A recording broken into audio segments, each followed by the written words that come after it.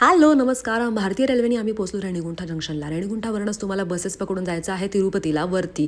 तिरुपतीतील सर्व मंदिरं मी तुम्हाला 35 सेकंदामध्ये दाखवली आहेत आणि ते प्रचंड व्हायरल झालेलं आहे. त्याच्यामुळेच मी आता हे संपूर्ण व्लॉग तुमच्यासाठी आणलेले आहेत.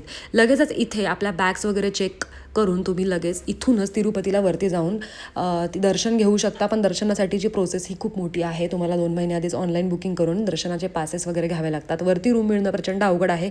100 रुपयामध्येच या रूम मिळतात. 500 रुपये डिपॉझिट आहे. पण ही इथे रूम मिळणं ही एक खूप मोठा टास्क आहे.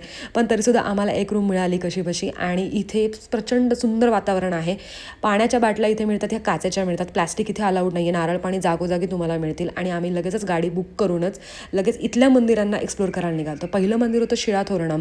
कसे गेलो, काय गेलो आणि किती मंदिर आहे हे तुम्हाला मी दाखवलं आहे. आणि आता ह्याचा संपूर्ण व्लॉग पण येत आहे. खूप सुंदर असं गार्डन, मंदिर आणि हे सगळे दगडधोंड्यांवर चढून हा जो व्ह्यू बघायला मिळतो ना, अतिशय सुंदर आहे. इथे छोटंसं प्राणी संग्रहालय सुद्धा केलेलं आहे, वर्ल्ड सँच्युरी टाईप. आणि इथेच शिळाथोरणमला हा छोटासा धबधबा आणि इथे महादेवाचं सुंदर असं मंदिर आहे. भेटूयात नेक्स्ट व्लॉगमध्ये. Stay tune. बाय.